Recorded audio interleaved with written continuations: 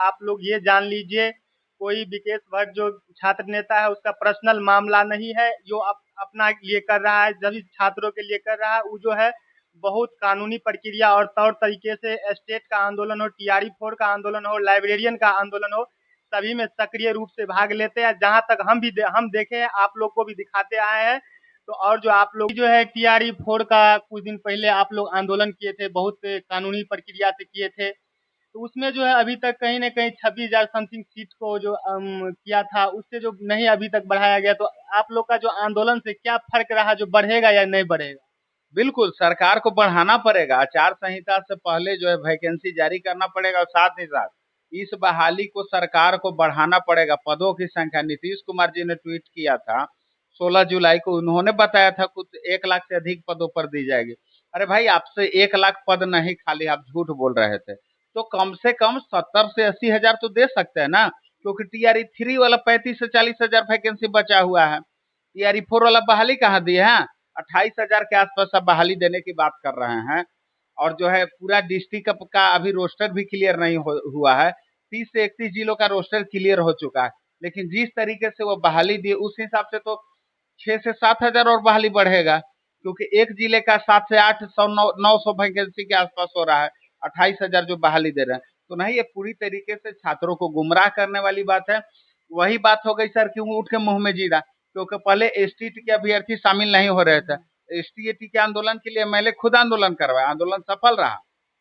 तो उसमें टीआरई 4 में एसटी के अभ्यर्थी बैठने जा रहे हैं, कम से कम 4 लाख अभ्यर्थी उसमें शामिल होने जा रहे हैं। वैकेंसी को दूसरी तरफ आप घटा रहे हैं, तो पूरी पूरी तरीके से सत्ता में बैठे लोग, शिक्षा मंत्री जो है शतरंज का खेल खेलने का काम कर रहे हैं। तो आप शतरंज का खेल खेलिएगा तो इसका हिसाब जो है बूथ पर लेने का करेंगे बिहार के तमाम युवा।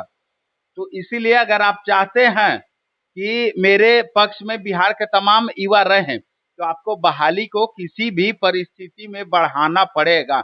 अगर 1 लाख से अधिक नहीं दे सकते तो कम से कम 70,000, 75,000, 80,000 जो है अब बहाली दीजिए। एक सम्मानजनक बहाली आपको देना पड़ेगा, क्योंकि अब पहले डोमिसाइल नीति नहीं लागू था सर, तो बोरा से भर भर के बहाली को दिया जा रहा था। लेकिन जब डोमिसाइल नीति लागू हो गया, डोमिसाइल के लिए हम खुद आंदोलन किए थे 4 अगस्त को कि टीआरई 4 विथ डोमिसाइल। तो मेरा आंदोलन समाप्त होता है, 2 घंटे के बाद नीतीश कुमार जी का ट्वीट आता है कि टीआरई 4 और टीआरई 5 में जो है डोमिसाइल नीति लागू होगा। तो नीतीश कुमार जी को हमने धन्यवाद भी दिया था। तो पूरी तरीके से जो है जब डोमिसाइल नीति लागू हो गया है, तो इसका फायदा बिहार के अभ्यर्थियों को देना चाहिए।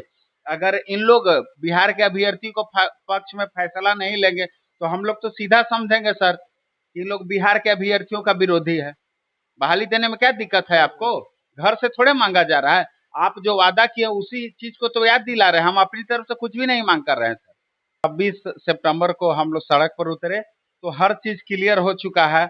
वहाँ आयोग में बीएससीबी के आयोग में बैठे लोग, पदाधिकारी लोग जो बैठे थे, उन्होंने आश्वासन दिया कि लेट का नोटिफिकेशन जो है आपका 10 अक्टूबर तक जो है किसी भी परिस्थिति में जो है दे दिया जाए, क्योंकि वहां पर हर चीज पेपर तैयार है। ऐसा नहीं कि मौखिक तौर पर उन्होंने बोला, उन्होंने दिखाया कि देखिए पेपर हर चीज इसका तैयार है। बस जो है इसलिए थोड़ा सा लेट है, क्योंकि जो है चेयरमैन का सहमति अभी नहीं बना है।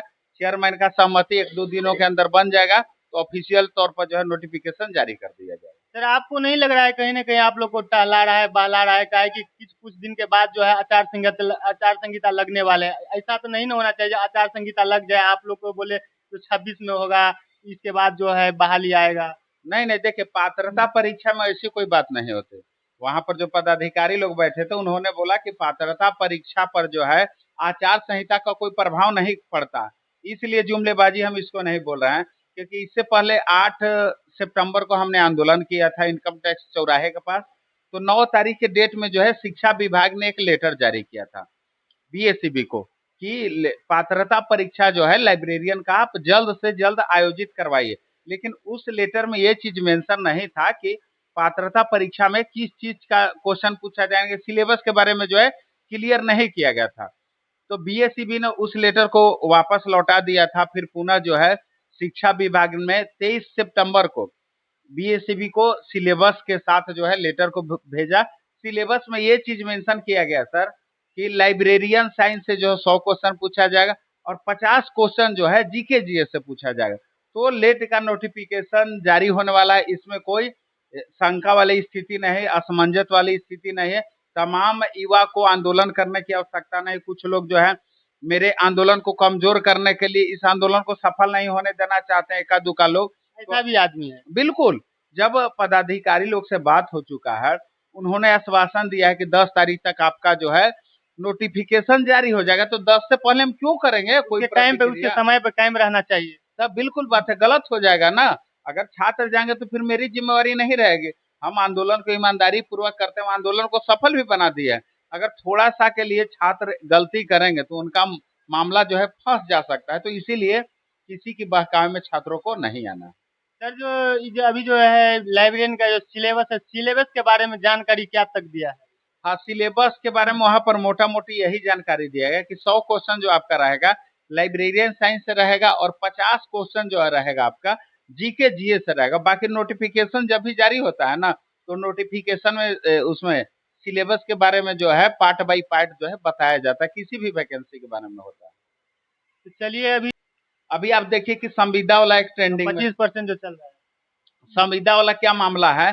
इसमें बोला जा रहा है कि जो यानी कि कॉन्ट्रैक्ट बेसिस पर काम कर रहे हैं उन लोगों को जो है हर एक विभाग के बहाली में जो है 25% का फायदा मिलेगा। तो पूरी तरीके से गलत है ना। जो छात्र यानी कि ओपन वैकेंसी में बैठते हैं तो उन लोगों को सीधा सीधा नुकसान होगा।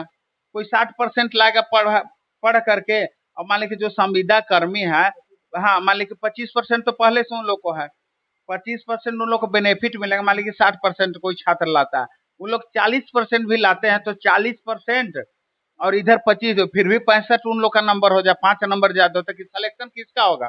संविदा कर्मी का होगा। अगर आप रियली में संविदा कर्मियों के बारे में सोच रहे हैं तो अच्छी बात है, हमको इससे कोई नाराजगी नहीं।